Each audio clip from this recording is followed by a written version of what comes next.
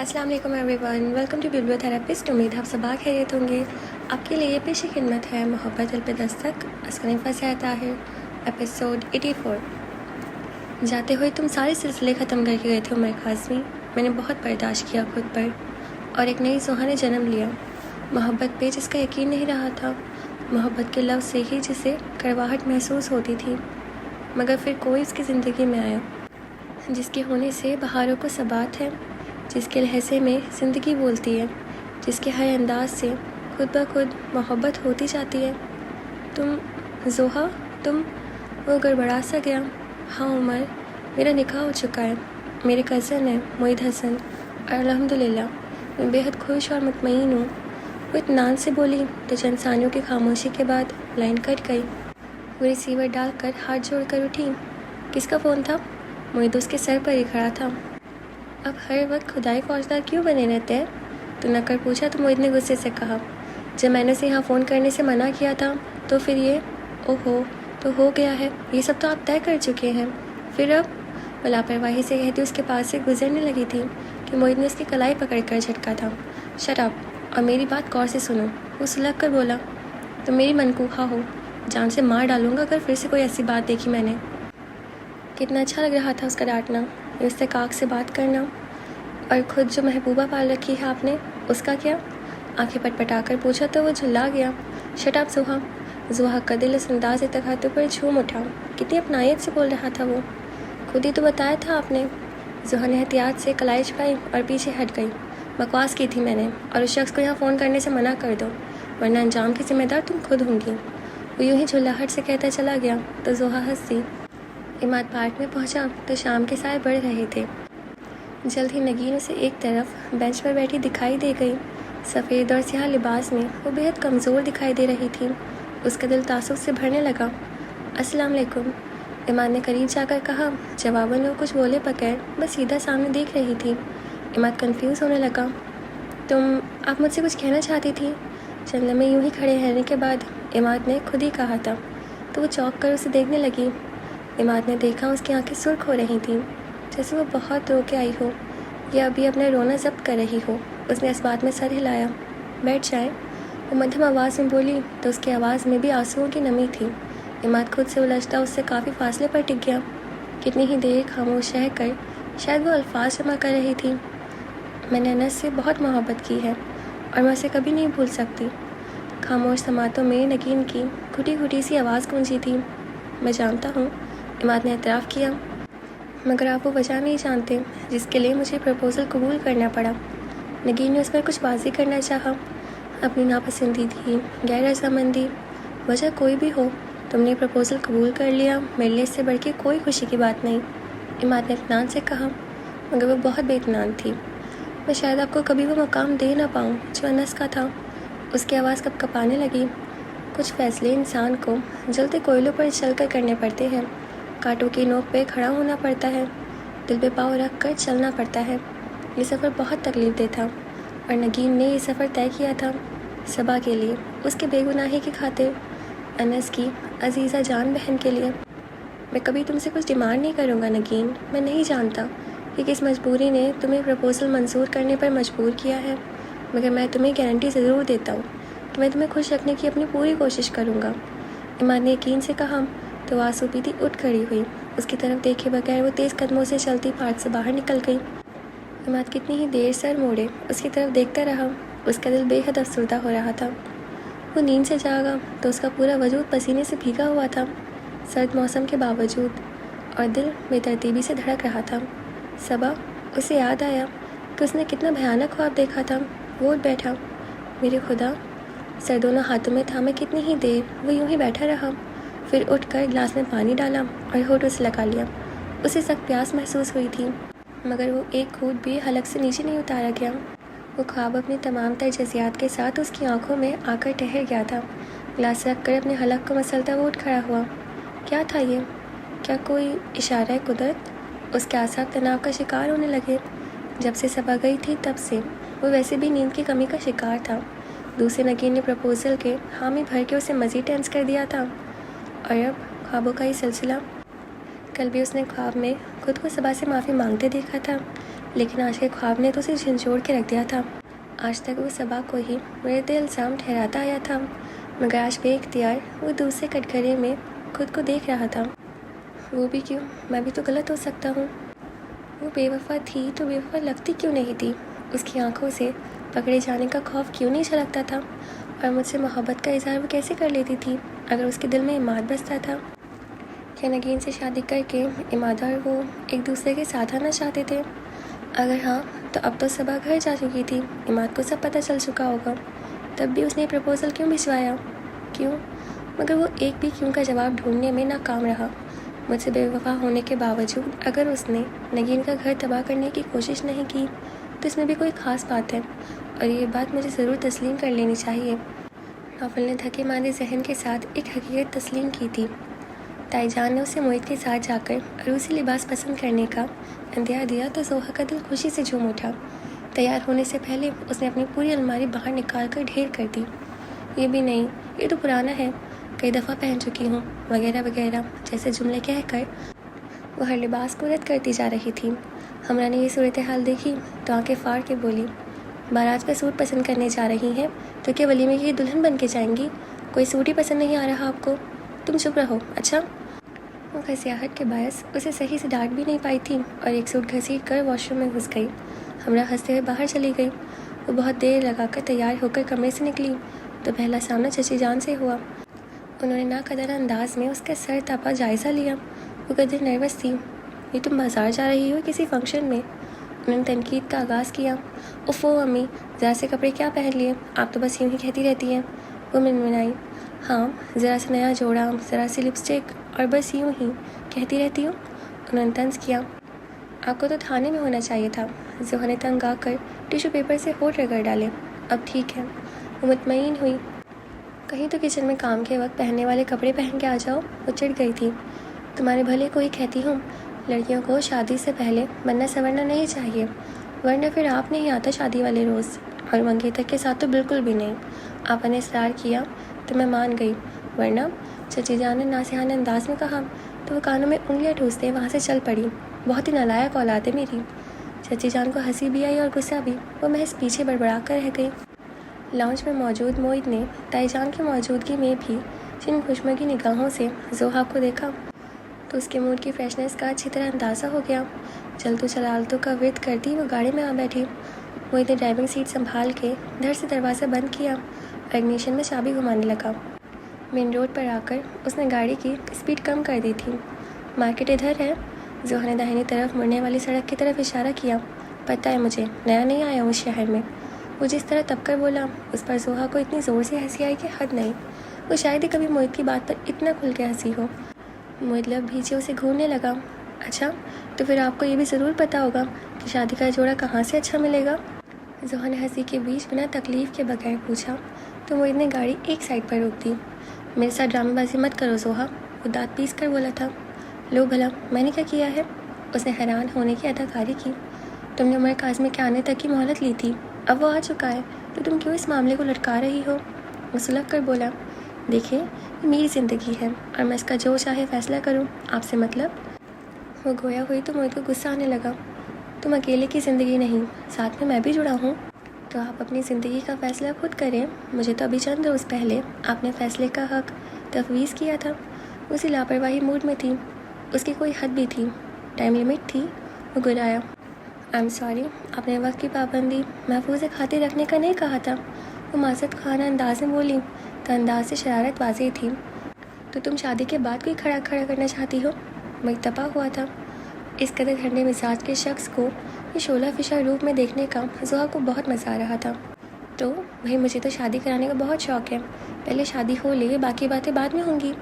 وہ شرارت سے بولی تو موہت بھڑک اٹھا، تو جان لو زوہا میر، میں تم سے شادی نہیں کرنے والا۔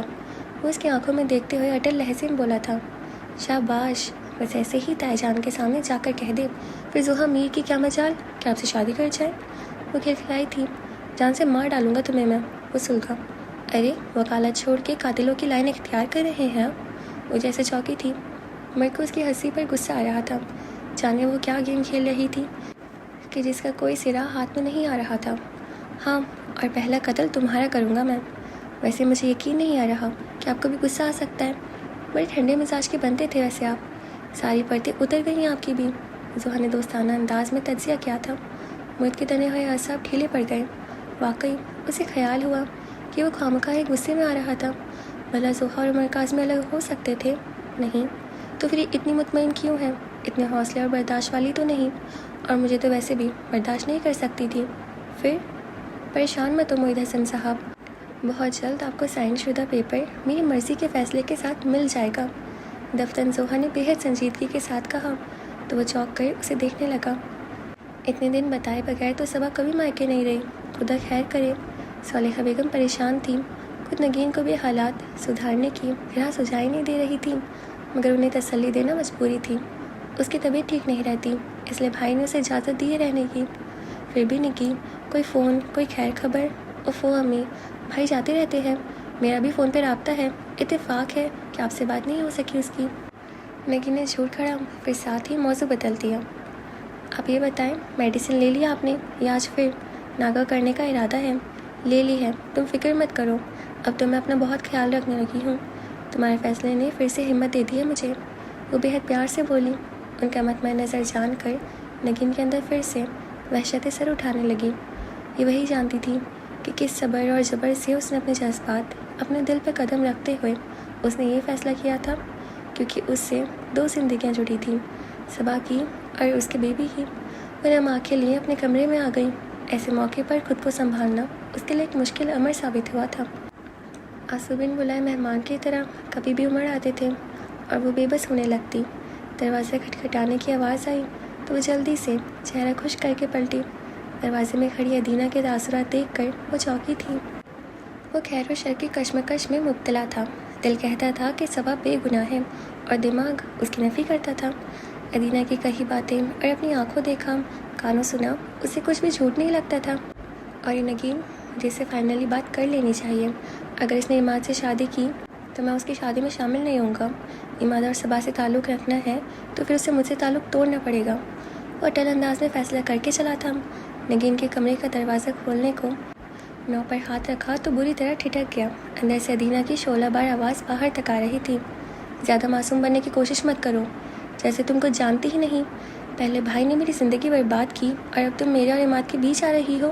مگر یاد رکھو، جیسے صبا کو جاڑا ہے ویسے ہی میں تمہیں برباد کر دوں گی. ساری بات نہ سمجھتے ہوئے بھی نوفل کے ذہن میں دھماکے سے ہونے لگے تھے. وہ ساکت کھڑا تھا. ادینہ نہ جانے کیا انکشاف کرنے جا رہی تھی. کیا بکواس کر رہی ہو تم؟ نوفل ہی کی طرح کا جھٹکا نگین کو بھی لگا تھا.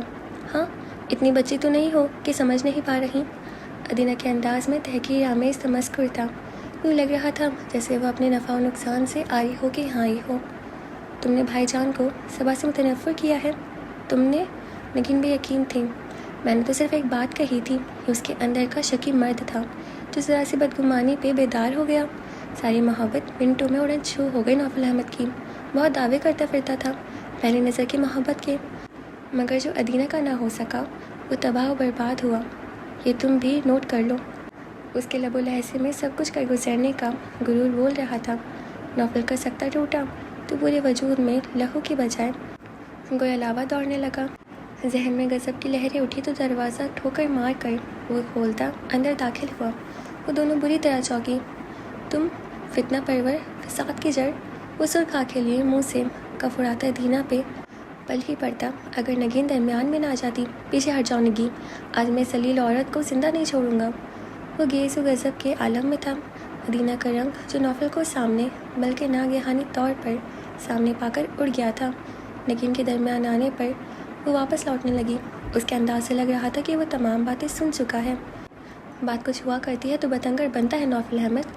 وہ ڈھٹائی سے بولی تو نگین کو پورے دھکیل کر دانت پیستا وہ آگے بڑھا اور 1-2 تھپڑ اس کے منہ پر رسید کر دیے. زوردار تھپڑوں نے ادینہ کو زمین پر گرنے پر مجبور کر دیا تھا. بھائی جان پلیز، اس نے تو ضلالت کر ہی دی ہے. آپ تو عقل سے کام کریں، ہوش کریں. نگین ایک بار پھر اپنے کمزور وجود کے ساتھ اس کے سامنے سپر ہو گئی. تم پیچھے ہو جاؤ، زندگی برباد کر دی ہے اس بے غیرت نے میری. جان لے لوں گا میں اس کی. وہ چیخا. بچھی ہوئی مٹھیاں، لال سرخ آنکھیں. ادینہ اس کی حالت دیکھ کر لرزنے لگی. خدا کے لیے بھائی، پہلے کیا کم فساد ہو چکا ہے جو یہ تماشا کریں گے؟ اس احسان فراموش کے ساتھ جو بھی ہو کم ہے نکی، اس نے تو ہمارے آپسی رشتے کا بھی خیال نہیں کیا۔ نوفل نے تنفر بھرے لہجے میں کہا تو ادینہ میں جانے کہاں سے ہمت آ گئی، ڈھٹائی سے بولی۔ مجھے الزام مت دو نوفل احمد، تم خود کمزور اعتماد اور کمزور سوچ کے مالک ہو۔ میں نے تو اپنا دل ہی ظاہر کیا تھا، بات کے حالات تو تم خود بھی دیکھتے رہتے ہو۔ تم دفع ہو جاؤ یہاں سے۔ اس کی ڈھٹائی پر تیش میں آتے ہوئے نگین نے اس کا بازو پکڑ کر دروازے کی جانب دھکا دیا تھا۔ ہاں اب تو یہی صلہ ملے گا ہمیں، میری ماں کی قربانیاں بھول گئے، رات رات بھر جاگ کے ممانی جان کا خیال رکھتی ہے اور آج یہ دھکے۔ وہ چلانے لگی۔ نوفل ایک دم سے اس کے سامنے آ گیا۔ تو کیش کرانا چاہتی ہوں ان قربانیوں کو؟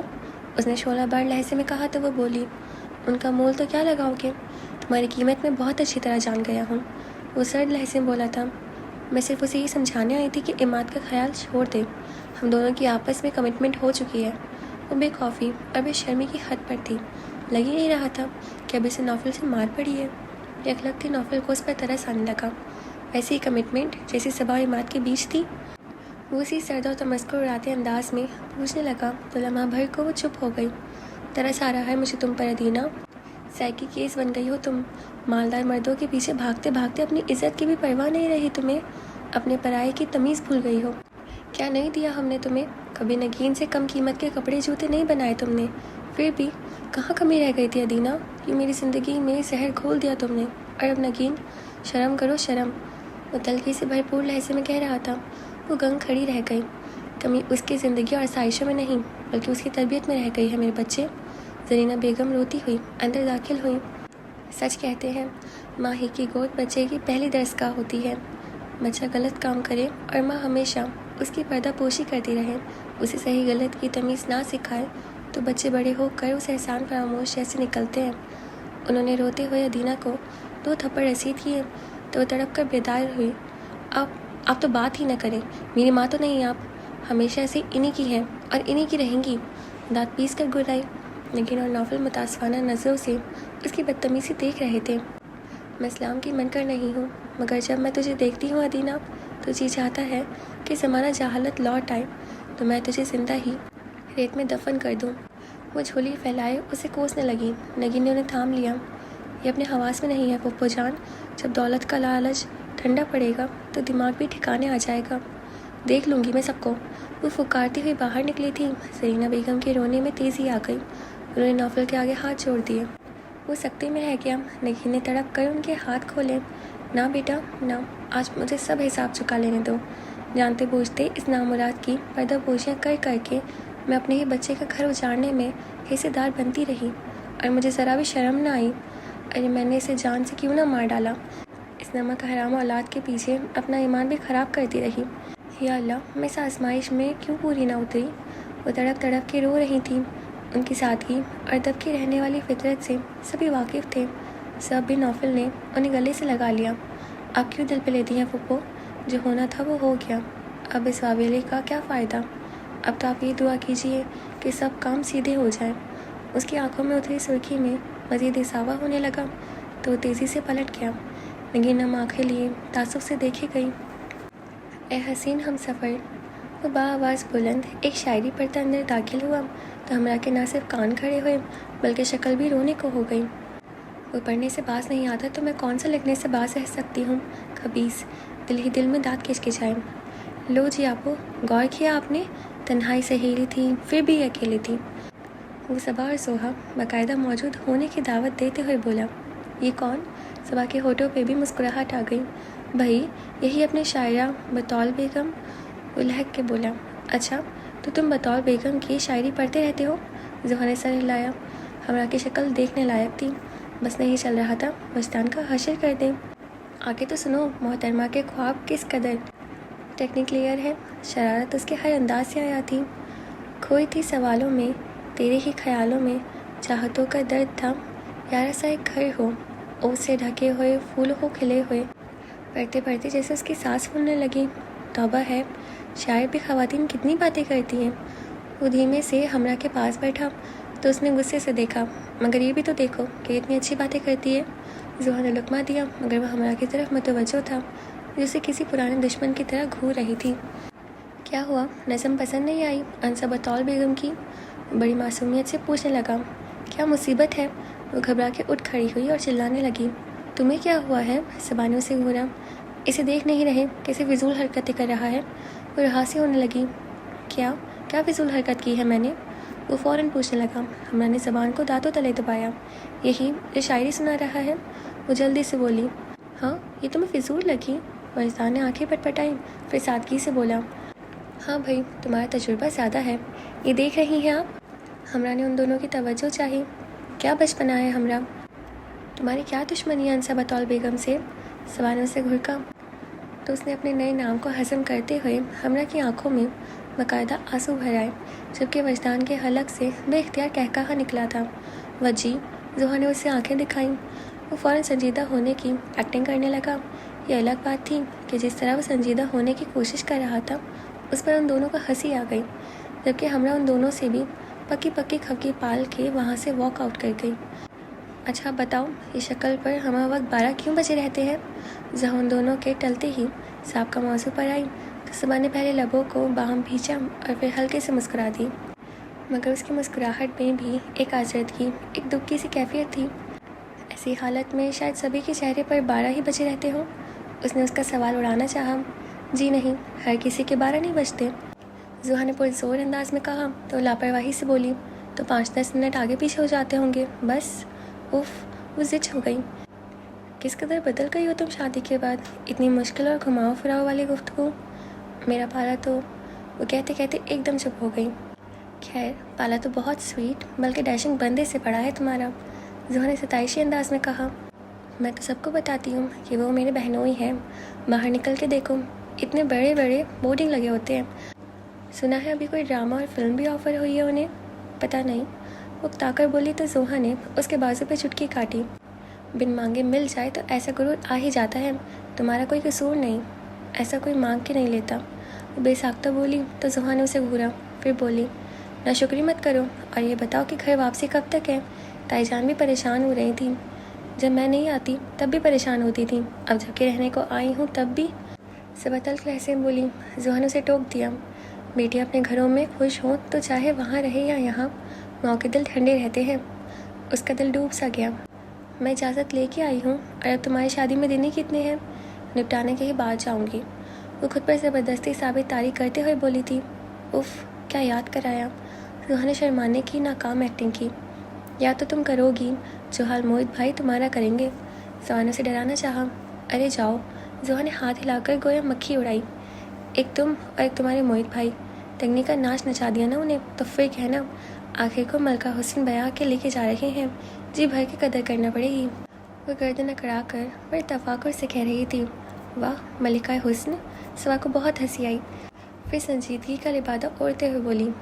انہیں تو تم سے بہت شکایتیں ہیں، تم فکر مت کرو، میں ان کی سب شکایتیں دور کر دوں گی۔ وہ اسی لاپرواہی سے بولی۔ عمر کاظمی کو انکار کر کے اس نے دوسرے لفظوں میں موہت حسن کی اپنی زندگی میں حیثیت اور اہمیت کو تسلیم کر لیا تھا۔ زندگی کھیل یا ہنسی مذاق نہیں ہوتی زحا۔ صبا کے لہجے میں آگ بیتی کا کرب تھا، سہنے کا درد تھا۔ ابھی جس غصے میں تمہیں چاند نظر آ رہا ہے، کہیں خدا نہ کرے وہ منفی رویے میں بدل جائے۔ اوفو، کیا فلسفہ لے بیٹھی ہو؟ کچھ ایسا ویسا کیا نا موہت حسن نے میرے ساتھ تو میں سارے زمانے میں قدر مچا دوں گی، بلکہ سب سے پہلے تو موہت حسن ہی کا حشر کر دوں گی۔ وہ تنک کر بولی تھی۔ صبا گہری سانس بھر کے رہ گئی۔ مگر ایک بات میرا بہت جی جلاتی ہے سبھی۔ دفتر میں اداس ہوئی تھی، صبا نے چونک کر اسے دیکھا۔ یاد ہے ایک بار میں نے موہت کے لاکر میں ایک ڈائری اور کسی لڑکی کی تصویر دیکھی تھی؟ ایسے ہی، صبا نے ہاتھ ہلایا۔ ایسا تم کہتی ہو، میں نہیں، کیونکہ میں نے اپنی آنکھوں سے وہ تصویر دیکھی اور وہ نظم پڑھی تھی۔ وہ خفگی سے بولی، کیونکہ اس معاملے میں صبا نے کبھی اس کا یقین نہیں کیا تھا، اور تو اور وہ تب انس کو بھی چکمہ دے گیا تھا۔ خیر، اب کی بار تمہیں وہ تصویر ڈھونڈ کے ہی رہوں گی، اس نے تمہید کر لیا تھا۔ تو پھر میں تم پر انا للہ پڑھ ہی لوں، صبا جل کر بولی۔ دیکھا، پتہ ہے اچھی طرح اپنے بھائی کی خونخواری کا، تبھی تو ایسا سوچتی ہو، زحا نے جلدی سے کہا۔ تم ایسی فضول حرکتیں نہ کرو تو وہ اپنا ٹیمپر لوز نہ کریں، صبا نے صاف گوئی سے کہا تو زحا نے اس کو چٹکی بھری۔ بہت بڑی بھابھی ثابت ہونے والی ہوں میں، ذرا دھیان سے رہو۔ صبا نے بازو سہلاتے ہوئے اسے گھورا۔ بھابھیوں کی چالاکیاں بھی تبھی کامیاب ہوتی ہیں جب میاں قابو میں ہوں، ورنہ ان کی کیا مجال کہ نندوں کو ٹیڑھی نظروں سے دیکھ بھی سکے۔ تم دیکھنا، یوں قابو کروں گی نا موہت حسن کو، اس نے چٹکی بجا کر شوخی سے کہا۔ اس کی شرارت اور آنکھوں میں بھری جگمگاہٹ سوا کو اچھی لگی تھی، اور مجھے گزرتے گزرتے سوا کو ایک کپ چائے کا کہنے آیا تھا، لب بھیجے باہر ہی سے پلٹ گیا۔ بس تم اپنے بھائی سے کہہ دو کہ شادی کی تیاریاں خراب نہ کرے، اس دن اتنے برے موڈ میں تھے نا کہ حد نہیں، شادی کا جوڑا بھی میں نے اکیلے ہی نے پسند کیا ہے، وہ منہ بنا کے کہہ رہی تھی۔ یا اللہ، صبا ہنسی۔ یقین نہیں آتا زوہا، یہ تم ہی ہو، یا کہ ایک موت بھائی جیسے اصلی دشمن تمہیں اچھے کیسے لگنے لگے؟ اس نے گہری سانس بھری۔ بس کیا بتاؤں، تم تو خود سمجھدار ہو، تم نے تو ضرور وہ کہاوتیں ٹھیک سے یاد رکھی ہوں گی جو کہ ذہن میں نہیں رہتی۔ ایک تو وہ جس میں بکرے کی ماں کے خیر منانے کا ذکر ہے، اور دوسری جس میں گیدڑ کی موت اور شیر بھگانے کا واقعہ بیان کیا گیا ہے۔ بہت بک بک کرتی ہو زوئی، وہ اپنی ساری ٹینشن بھول کے ہنس رہی تھی۔ بس یوں ہی خوش رہا کرو، جب سے آئی ہو اتنی بری شکل بنا کے رکھتی ہو کہ دیکھنے والے کا دل ہی خراب ہو جائے۔ تم خوش ہوتی ہو تو تائی جان اور تائی جان بھی خوش ہوتے ہیں، ان کی ساری خوشی ہم لوگوں ہی سے جڑی ہے، ہماری اداسی انہیں پریشان کرتی ہے، یہ بات ہمیں خود سے یاد کرنی چاہیے۔ زوہا نے سنجیدگی سے کہا۔ اچھا دادی جان، اب لیکچر بہت ہو گیا، چائے کا وقت ہو رہا ہے، چل کے چائے بناؤ۔ صبا کا دل بھر آیا تو اس کے سر پر ہلکی سی چپٹ لگاتے ہوئے ہلکے پھلکے انداز میں بولی، خود یہ خوشی دکھائی دینے کی مطمع سازی کس قدر ضروری تھی، یہ کوئی اس سے پوچھتا۔ آئندہ اس کے حالات کیا اور کیسے ہونے والے تھے، یہ خدا ہی جانتا تھا۔ وہ انتہا تک سوچتی تو تھی، مگر آنے والے ننھی جان اور خود سے منسلک رشتوں کا سوچ کر ڈہ جاتی، کچھ بھی کرنے کی ہمت کھو بیٹھتی۔ کیا کہتی وہ سب سے؟ نوفل احمد نے کیا الزام لگایا ہے؟ اور عماد، وہ نگین کے ساتھ جس رشتے سے منسلک ہو جا رہا تھا، وہ نگین سے اور نگین اس سے نگاہیں ملا پاتی، اور میں کس کے سامنے اپنی صفائیاں پیش کروں گی؟ گھر والے نہ صحیح، زمانے والے سینکڑوں سوال اس طرح منہ پھاڑے اسے نگلنے کو تیار تھے، بے گناہ ہوتے ہوئے بھی اس کے پاس ان کو کسی کا تسلی بخش جواب نہیں تھا۔ نوفل احمد سے وہ کسی رعایت کی امید نہیں رکھتی تھی۔